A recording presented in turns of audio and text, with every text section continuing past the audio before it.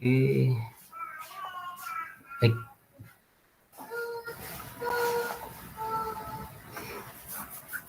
Oke. Berikutnya kita masuk tentang pompa gitu ya.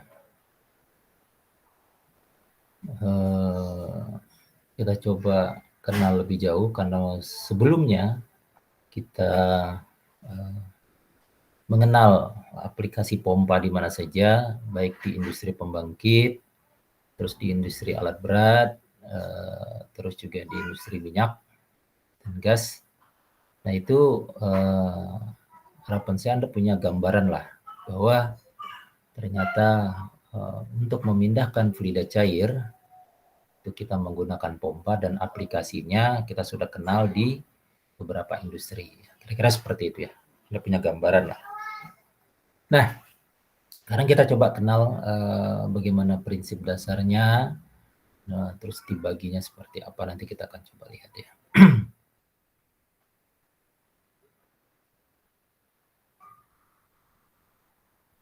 Baik. Nah ini pengertian dan fungsi pompa. Jadi ibarat ini ada dua reservoir ya. Ya reservoirnya pasti lebih rendah dibandingkan yang kedua ya. Nah, makanya di daerah yang pertama ini disebut dengan daerah suction, artinya daerah hisap. Terus yang daerah kedua itu disebut dengan discharge ya, tekan ataupun dorong. Karena fungsi pompa ini pertama dia menghisap aliran fluida di sini, terus mendorongnya, menekannya ke atas. Tapi syaratnya antara 1 dan 2 ini pasti suction-nya itu lebih rendah daripada discharge-nya, gitu ya. Lebih rendah. Karena kalau suction-nya lebih tinggi ya nggak perlu pompa ya. Cukup dialirkan saja. Misalnya posisi yang suction side ini itu lebih tinggi. Nah, Anda nggak butuh pompa, tinggal dialirkan saja pasti akan terisi gitu. Sampai setimbang level cairan fluidanya. Tapi jika sebaliknya ini lebih rendah, discharge-nya lebih tinggi, otomatis kita butuh pompa. Ini kalau dia dipindahkan dari satu reservoir ke reservoir yang lain. Ingat ya, ini ada dua sisi, suction sama discharge. Kira-kira seperti itu. Nah ini pengertian daripada pompa untuk mengalirkan cairan ke suatu tempat atau ke tempat lain ya. Mengubah energi mekanis dari mesin penggerak, pompa menjadi energi aliran. Mekanis dari mana? Nah, pompa ini kan punya penggerak, punya prime mover ya.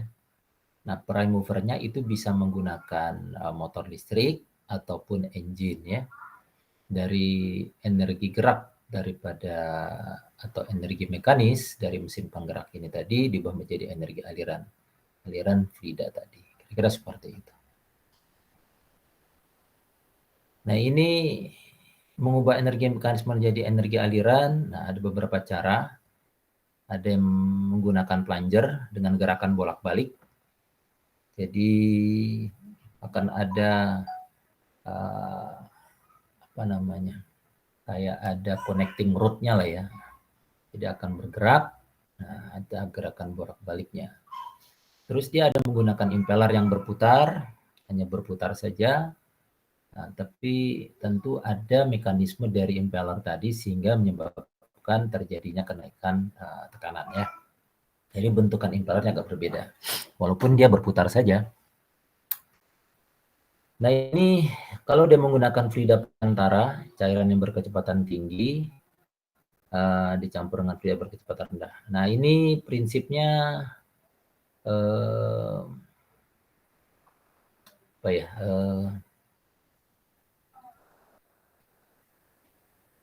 Seperti jet ya.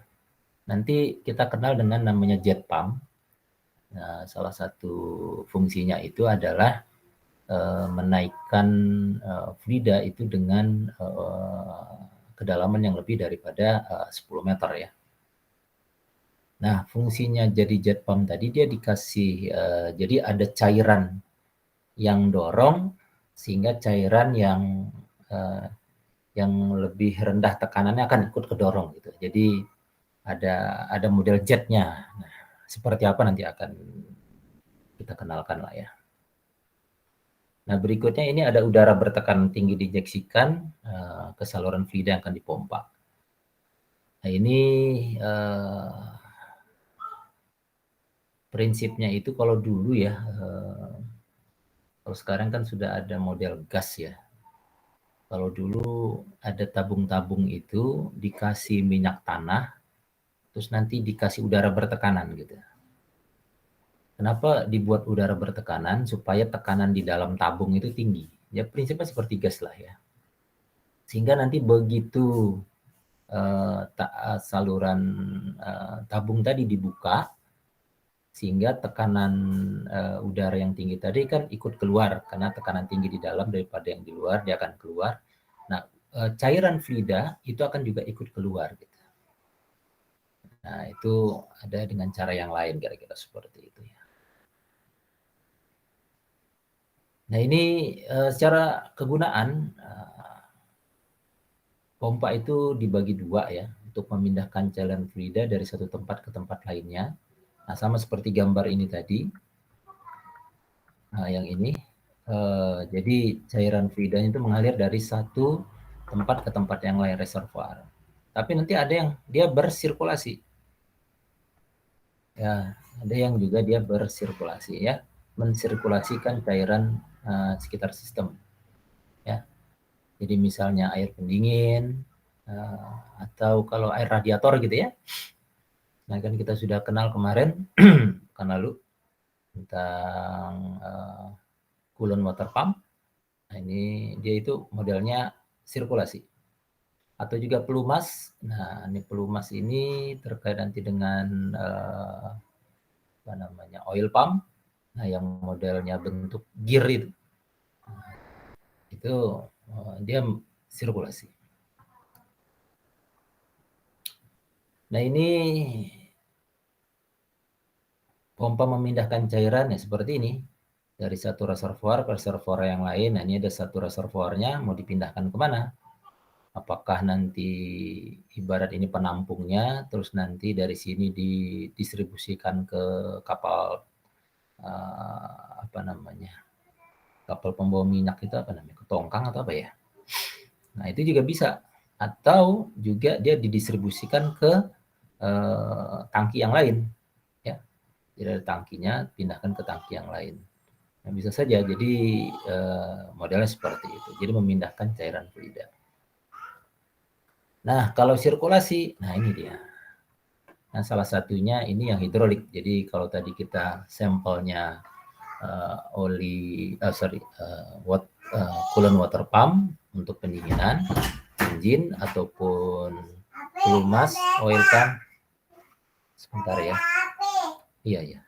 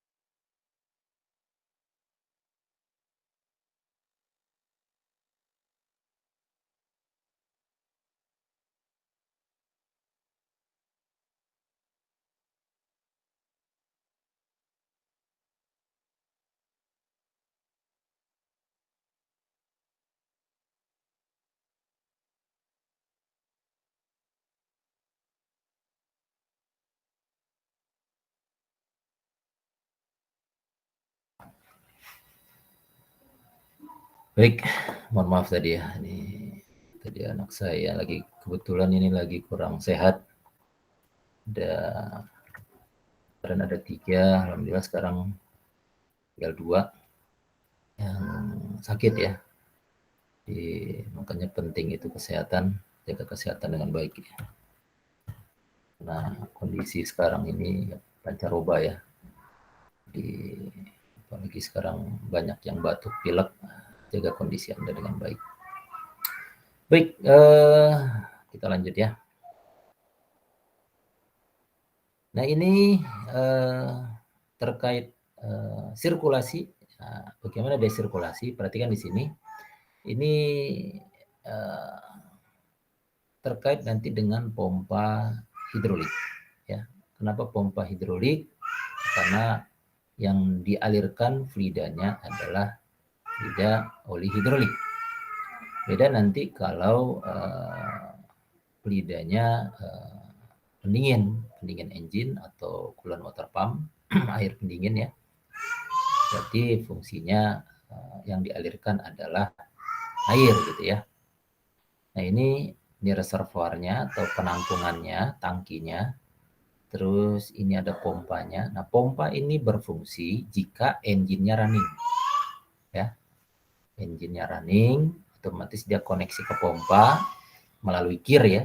Jadi daerah flywheel-nya itu nanti ada gear yang bersambung koneksi ke pompa hidroliknya. Nah ini dari tangkinya dipompa, terus masuk ke release valve. Release valve nanti pengatur penstabilan distribusi tekanan yang ada di sini. Nah kalau dia tekanan di sini tinggi, ini valve-nya kebuka, ini di drain balik lagi ke tangki. Nah tapi kalau ini digunakan, nah, yang berfungsi ada directional control valve. Apakah dia memilih cairan fluidanya kemari? Kalau dipilih kemari, yang dorong, berarti yang ini akan di-drain balik ke dalam tangki. Atau kalau ngisi kemari sehingga linear aktuatornya ini ke dalam, kan karena ngisi cairan di sini, nah yang di sini harus di-drain kembali kemari. Karena ini kan prinsipnya incompressible fluid ya, jadi nggak bisa ditekan. Jadi harus kalau ada yang diisi, yang lain harus dikeluarkan. Karena kalau nggak bisa cairan tadi bisa lewat di seal-nya, bisa pecah seal-nya ya, percuma nggak berfungsi. Nah ini termasuk incompressible fluid. Nah, artinya pompa di sini berfungsi untuk mensirkulasikan cairan fluida hidrolik tadi dari tangki masuk ke sistemnya, nanti balik lagi ke tangki, akan sirkulasi begitu terus. Nah ini tinggal penggunaan drain aktuator tadi untuk di dump truck ataupun di mini-X atau ekskavator ya. Kalau di kita di alat berat kita punya mini-Hex karena ukurannya lebih kecil. Kira-kira seperti itu. Oke, sampai di sini ada pertanyaan?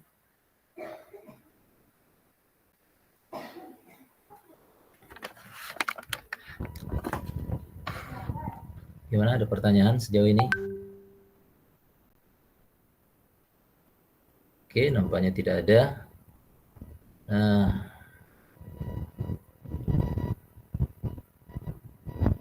kalau tidak ada,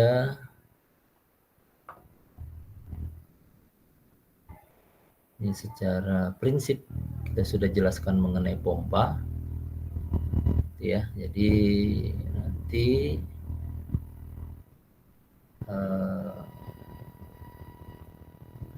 itu ada videonya terkait dengan pompa CR10 dan CR8. Mungkin saya sedikit sambil kita jelaskan lah ya.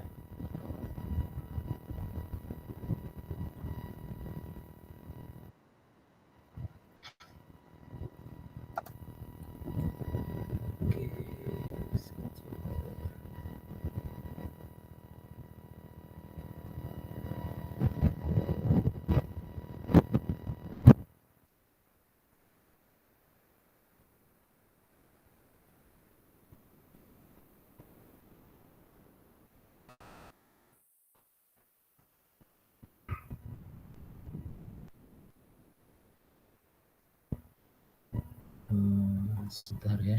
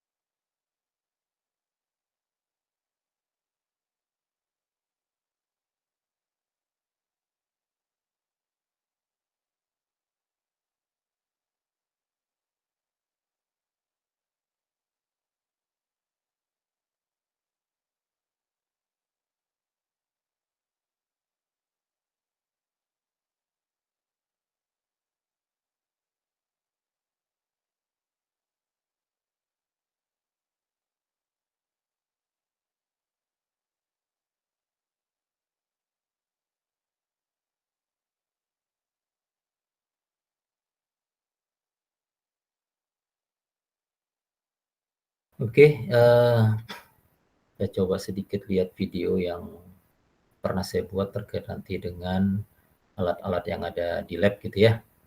Nanti harapannya Anda kan hari ini ada jadwal ke lab? Ada, Pak. Oh, Ada, Pak. Berarti nanti bisa di capture untuk spek pompanya ya. Oke, kita coba lihat videonya dulu ya.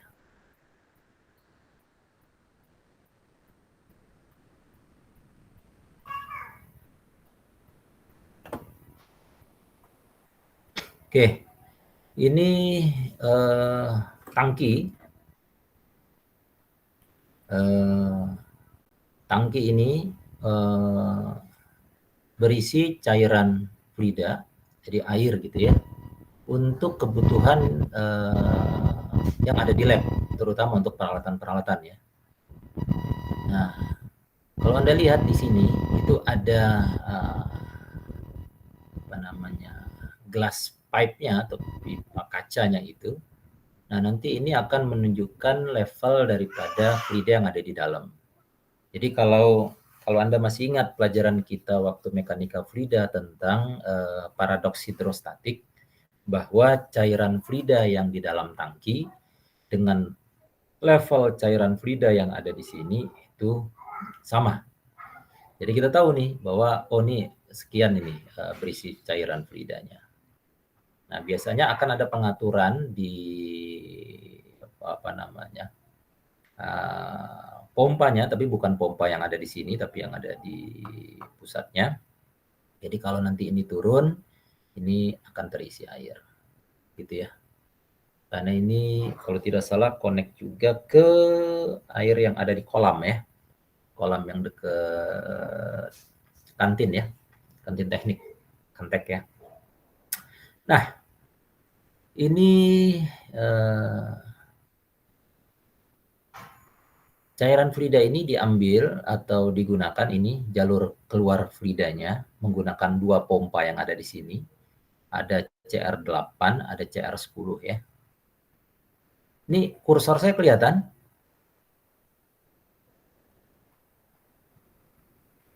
Halo? Kelihatan, Pak. Oke.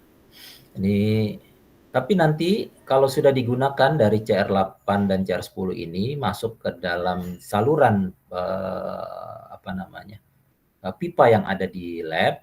Nah, terus nanti ini sisanya akan kembali lagi ke tangki. Ini jalur pipa kembalinya nih. Nah, naik ke atas. Ya.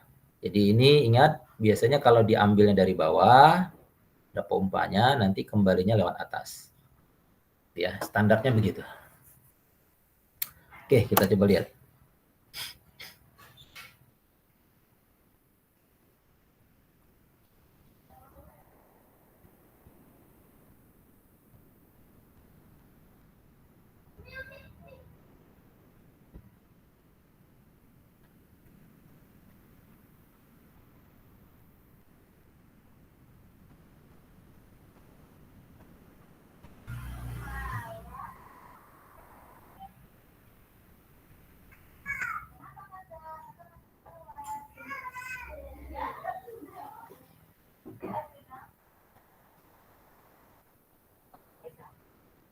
Oke. Nah, nanti biasanya kalau di industri kalian akan terbiasa melihat dua pompa terpasang. Tapi belum tentu dua-dua terpakai gitu ya. Nah, biasanya satu standby, satu yang di operate. Nah, ini juga sama. Nah, nanti ada panel kontrolnya yang ada di dalam lab. Kita bisa pilih di antara dua pompa ini. Kita mau pakai yang CR8 ataupun yang CR10. Gitu ya. Nah, jadi nanti ini masuk. Nah, di sini ada valve-nya ya. Nah, nanti si pompa mana yang akan mau digunakan, apakah CR8 atau CR10, ini otomatis ada di dalam pengaturannya. Nah, standar di industri seperti itu. Pasti ada yang satu standby. Kenapa? Jadi misalnya si CR8 ini harus dilakukan perbaikan, ini juga bisa dipakai. atau dia bergantian dipakai. Jadi tidak dua-dua. Gitu ya. Nah, jadi lebih biasa seperti itulah standarnya, supaya nanti jangan sampai ada pompa satu yang rusak nggak bisa lagi digunakan, gimana pabrik mau jalan gitu ya untuk operate atau menghasilkan produksi yang sehingga bisa dijual. Kalau di industri pembangkit berarti energi listriknya nggak bisa dijual karena saluran airnya tutup karena cuma pakai satu pompa. Jadi biasanya akan digunakan dua pompa, satu operate, satu standby.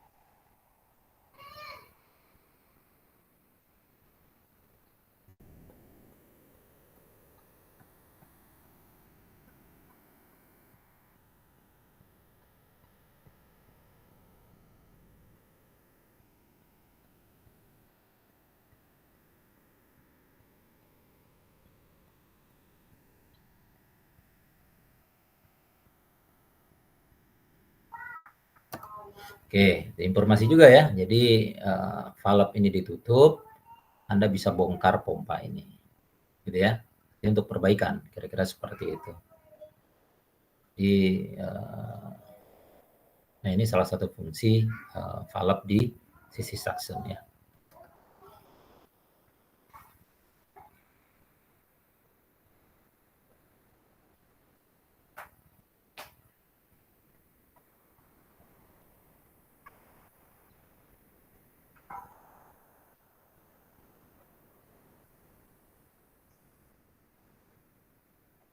Oke.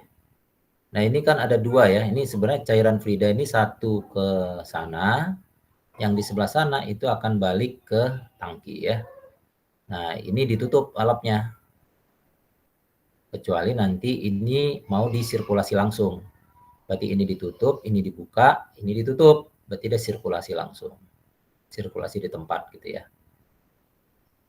Nah, itu biasa untuk pengujian pompanya. Pompanya bisa oke nggak, bagus mengalirkan fluidanya apa enggak. Tapi kalau sudah dalam penggunaan, ini valve ditutup, ini dibuka, ini dibuka. Ini cairan fluida berarti ini ke sana, masuk ke dalam ruangan untuk distribusi kebutuhan yang ada di ruangan. Kalau ini nanti akan kembali balik ke tangki.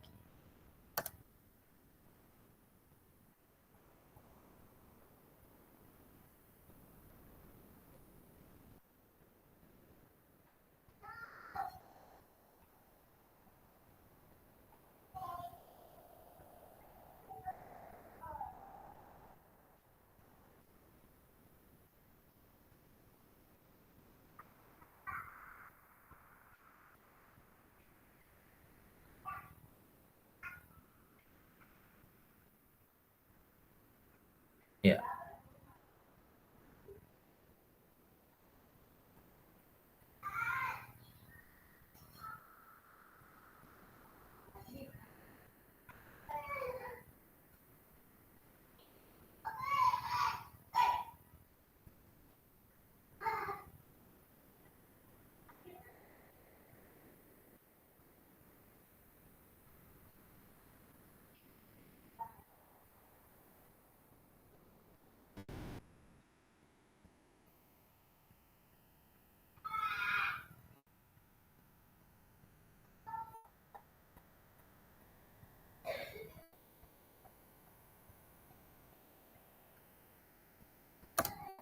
Oke.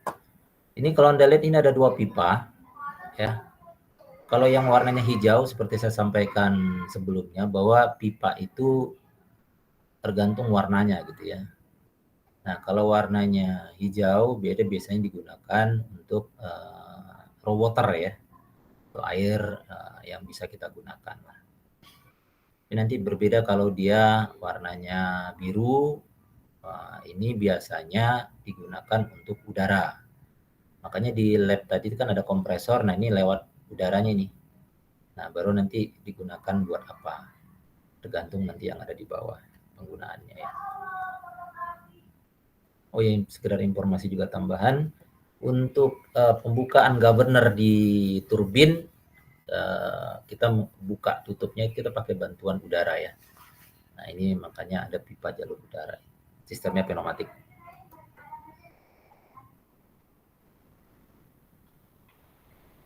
Jadi akan keliling ini.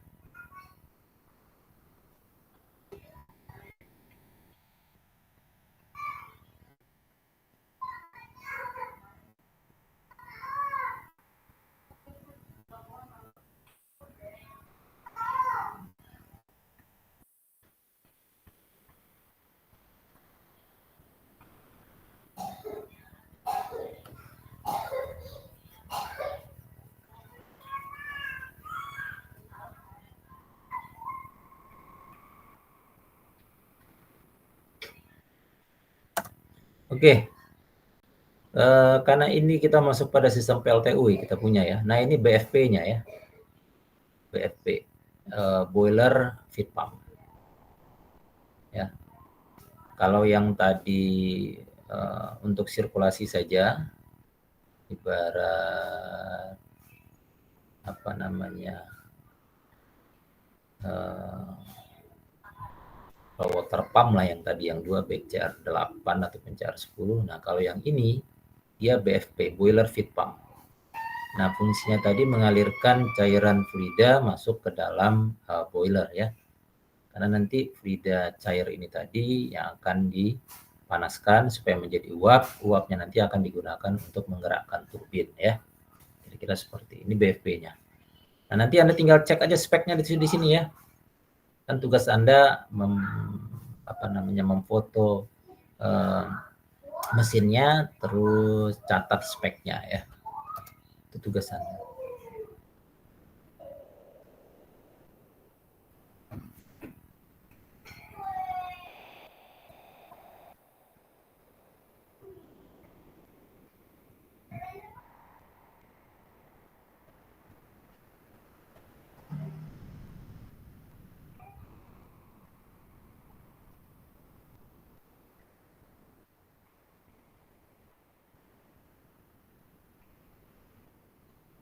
Nah ini pipa yang warna hijau ya, ada tanda panahnya.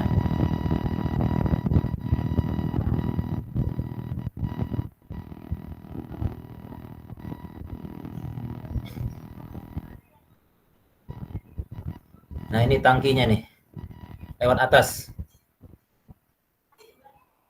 Ya. Nah ini jalur penggunaan airnya.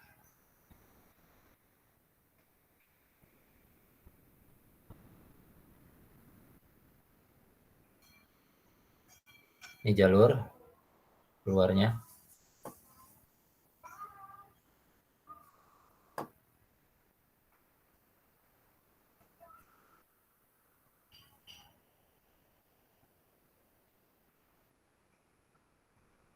Nah ini lewat sini. Dia punya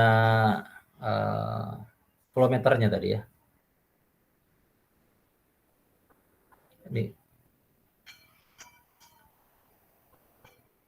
Ini volumeternya ya, berapa kapasitas airnya.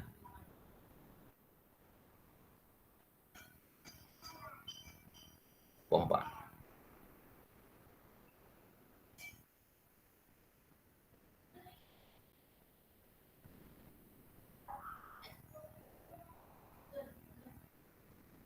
Nah ini jalur masuknya nih.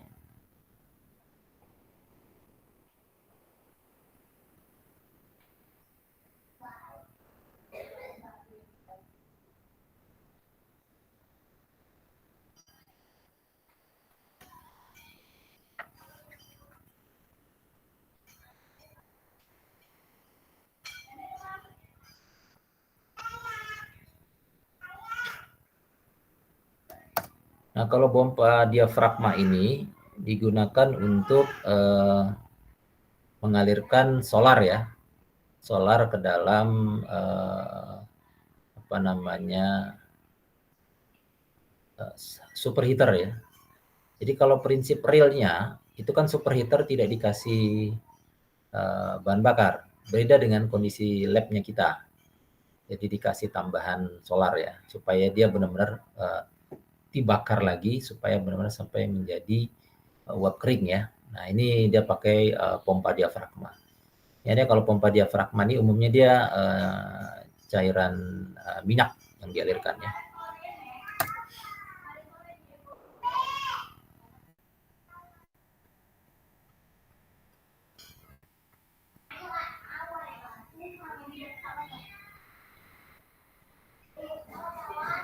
Nah ini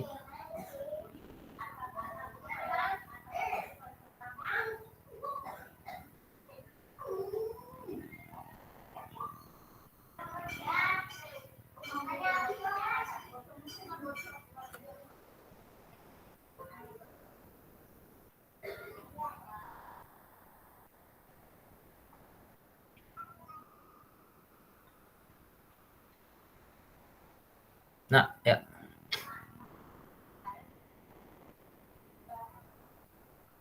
Oke. Nah, ini ada spek pompa. Jadi nanti silakan Anda capture pompanya, Anda capture speknya gitu ya. Biar Anda paham nih bahwa ini tipenya CR10 begitu ya. Nah, terus dia punya frekuensi 50 Hz ini. Berarti jangan coba-coba menggunakan yang 60 Hz. Nah, ini bisa jebol nanti apa namanya motornya ya.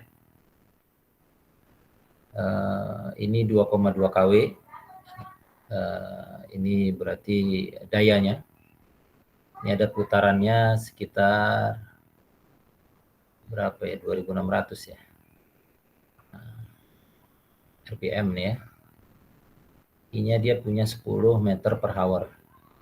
Nah, headnya ada 48,3, maksimumnya 61. Jadi kemampuan dia mengalirkan fluida atau sampai headnya 61,2 meter. Ya, ini maksimumnya.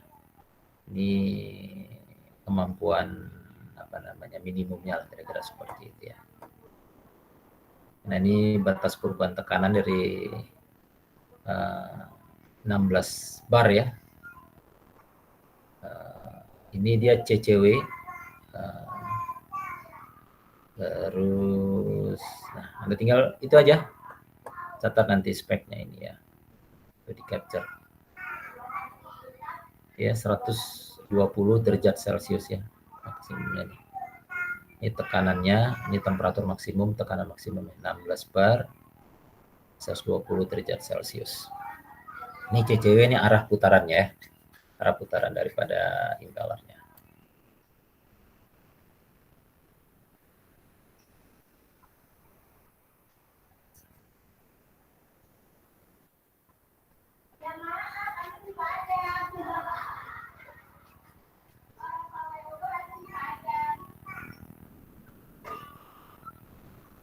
Ini kita percepat saja.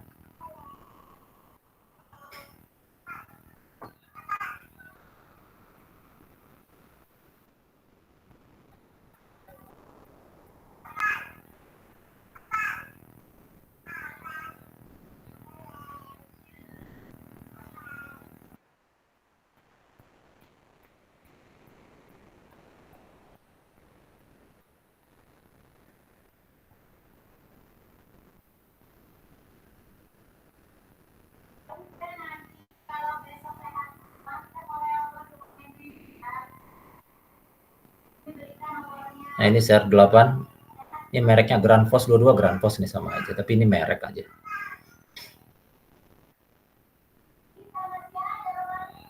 Jadi kira-kira seperti itu gambarannya ya, gambaran mengenai apa namanya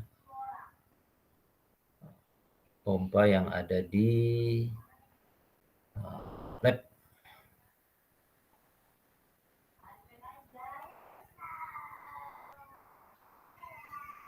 Baik, sejauh ini ada yang mau ditanyakan?